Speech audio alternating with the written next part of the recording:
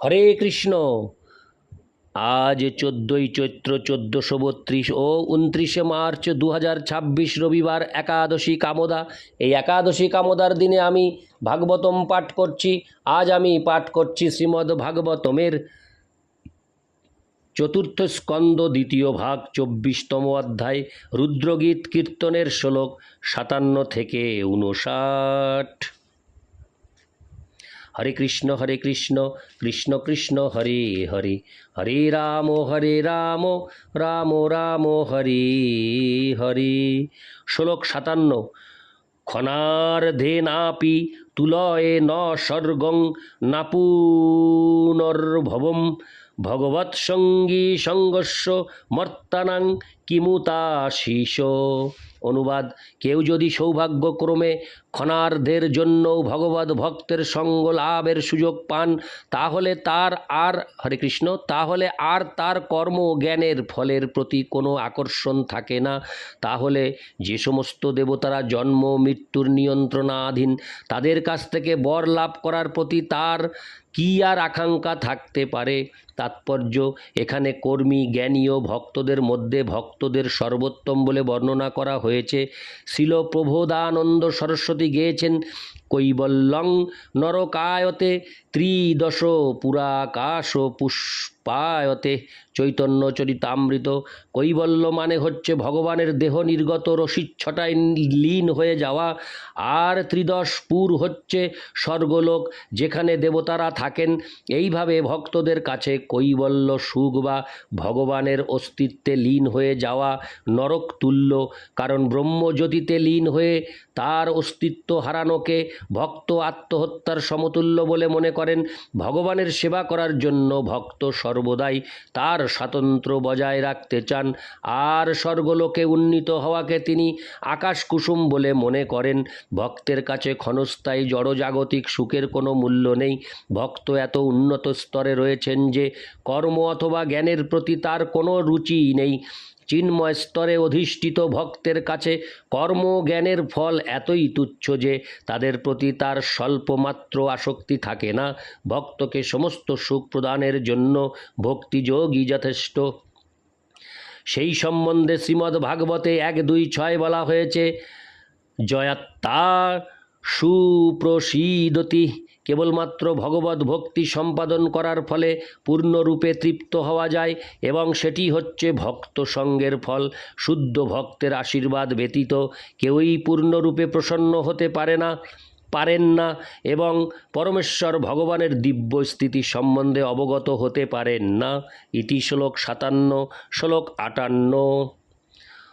Other ঘাঙ্ঘ্রেস্তব কীর্তিতীর্থয় রন্তর্বহি স্নান বিধূত পাপ মনম ভূতেশ্বনুক্রোশ সুসত্ত্বশীলিনাং সৎসঙ্গ মোহনুগ্রহ এষ নস্তব।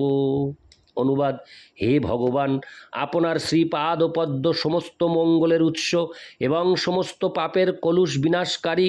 আমি তাই আপনার কাছে প্রার্থনা করি, আপনি যেন আমাকে আপনার ভক্তদের সঙ্গলাভের আশীর্বাদ করেন, যারা আপনার শ্রীপাদপদ্মের আরাধনা করার ফলে সম্পূর্ণরূপে পবিত্র হয়েছেন এবং যারা বদ্ধ জীবদের প্রতি অত্যন্ত কৃপাময়। আমি মনে করি যে আপনার এই প্রকার ভক্তদের সঙ্গ করার সৌভাগ্যই হবে আমার প্রতি আপনার প্রকৃত আশীর্বাদ। তাৎপর্য: গঙ্গা জল সমস্ত পাপ দূর করে, অর্থাৎ কেউ যখন গঙ্গায় স্নান করেন তিনি তখন তার জীবনের সমস্ত কলুষ থেকে মুক্ত হন। গঙ্গা জলের এই মহিমার কারণ হচ্ছে গঙ্গা ভগবানের শ্রীপাদপদ্ম থেকে উদ্ভূত হয়েছে। তেমনি যারা সরাসরিভাবে পরমেশ্বর ভগবানের শ্রীপাদপদ্মের সঙ্গে যুক্ত এবং যারা তার মহিমা কীর্তনে মগ্ন, তারা সমস্ত জড়কলুষ থেকে মুক্ত। এই প্রকার শুদ্ধ ভক্তরা সাধারণত বদ্ধ জীবদের প্রতি করুণা প্রদর্শন করতে সক্ষম। শ্রীল বৃন্দাবন দাস ঠাকুর গেয়েছেন যে শ্রীচৈতন্য মহাপ্রভুর ভক্তরা এতই শক্তিশালী যে তাদের প্রত্যেক প্রত্যেকে এক একটি ব্রহ্মাণ্ড উদ্ধার করতে সক্ষম, অর্থাৎ ভক্তের কর্তব্য হচ্ছে ভগবানের মহিমা প্রচার করে সমস্ত বদ্ধ জীবদের উদ্ধার করে শুদ্ধ সত্যের স্তরে উন্নীত করা।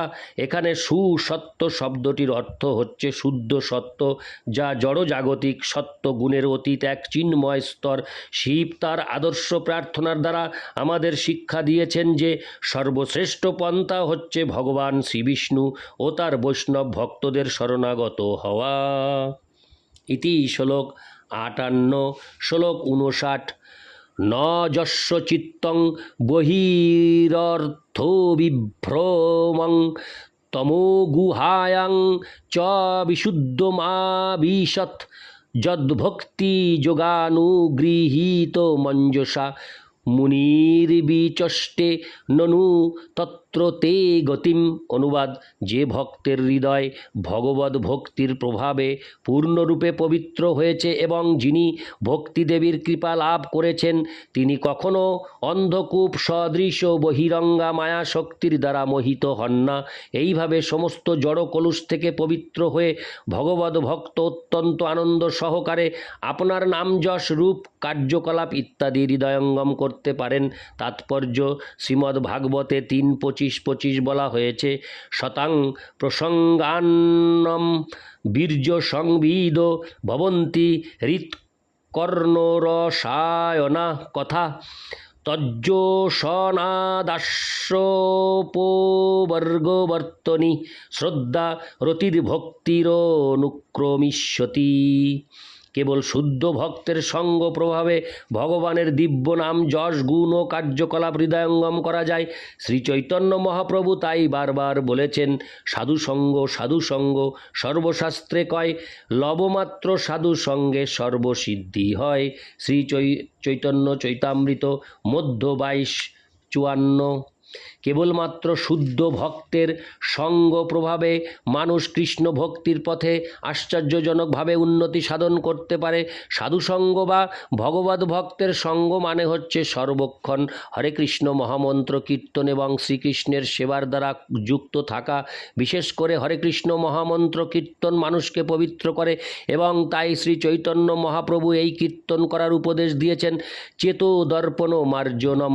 শ্রীকৃষ্ণের নাম কীর্তন করার ফলে চিত্তরূপ দর্পণ পরিষ্কার হয়ে যায় এবং তখন ভক্তের আর বহির্মুখী কার্যকলাপের প্রতি কোনো রুচি থাকে না। কেউ যখন ভগবানের বহিরঙ্গা মায়া শক্তির দ্বারা প্রভাবিত থাকে তখন তার হৃদয় কলুষিত থাকে। হৃদয় নির্মল না হলে বোঝা যায় না কিভাবে সব কিছু পরমেশ্বর ভগবানের সঙ্গে সম্পর্কিত। ইদং হি বিশ্বং ভগবান ইবে তর। শ্রীমদ্ ভাগবত 1:5-20। যার হৃদয় পবিত্র হয়েছে তিনি দেখতে পান যে সমগ্র জগৎ হচ্ছে ভগবানেরই প্রকাশ, কিন্তু যার হৃদয় কলুষিত তিনি অন্যভাবে দর্শন করেন। তাই সৎসঙ্গ বা ভগবদ ভক্তের সঙ্গ প্রভাবে হৃদয় সম্পূর্ণরূপে পবিত্র হয়। যার হৃদয় পবিত্র তিনি কখনো বহিরঙ্গা মায়া শক্তির দ্বারা আকৃষ্ট হন না। সেই শক্তি সর্বদা বদ্ধ জীবদের জড়া প্রকৃতির উপর আধিপত্য করতে অনুপ্রাণিত করে। পবিত্র হৃদয় ভগবদ ভক্ত যখন শ্রবণ কীর্তন স্মরণ ইত্যাদির মাধ্যমে ভগবদ ভক্তি সম্পাদন করেন তখন তিনি কখনো বিচলিত হন না।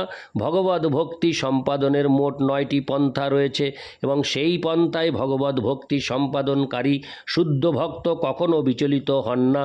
10টি নাম অপরাধ ও 64টি সেবা অপরাধ বর্জন করে ভগবদ ভক্তি অনুশীলন করা উচিত।